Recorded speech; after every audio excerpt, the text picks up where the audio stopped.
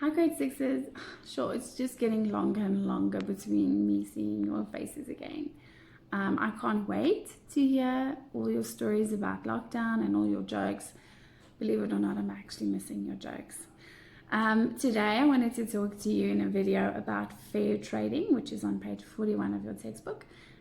If you can just go with me to page 41 so we can talk about it. It is something that is sometimes confusing. So yeah, let's get started. Okay, so I'm on page 41 of your textbook, and this unit is called fair trading.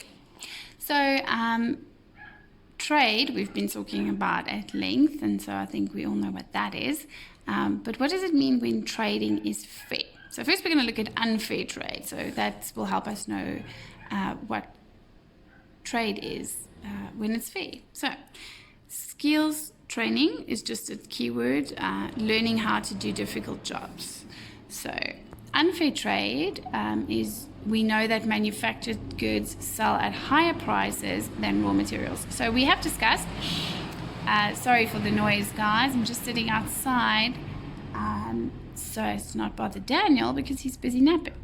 Okay, so it says, we know that manufactured goods sell at higher prices than raw materials. So we've discussed that sometimes things have to go through a process and this costs more money.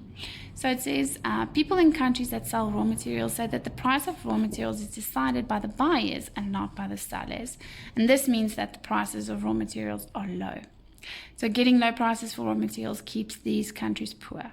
So poor countries do not have money to buy manufactured products like machines that could help them to process their own raw materials into manufactured goods.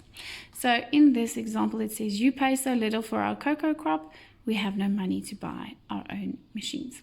So they're saying that they can't demand a price for their cocoa and that the buyers tell them what they're prepared to pay. And so sometimes this is unfair trade because it's not helping this specific country, and you will be doing a case study on them later. It's not helping this specific country to grow at all because they are not making enough money off of their raw materials. So it says, what happens when trade is unfair? When poor countries get low prices for their raw materials, this causes other problems, and here are some of the problems. Farmers and mine workers get low wages. Sometimes children are forced to work. Poor people do not have enough money to pay for services such as education and healthcare, and people do not develop skills. So they don't form new skills to be able to work machinery, to be able to process their own raw material. And the governments of poor countries cannot provide services and skills training because they do not collect enough money in taxes. So we all pay taxes on money that we make. And so if they're not making that much money, they can't be taxed, and then this money cannot be used. So we move then to activity 9, and activity 9 says, look at the drawing on page 41. Okay, so this is based mainly on unfair trade. So it says, what product are the people in the car trying to sell? So we are still talking about this one, and if it says new machines.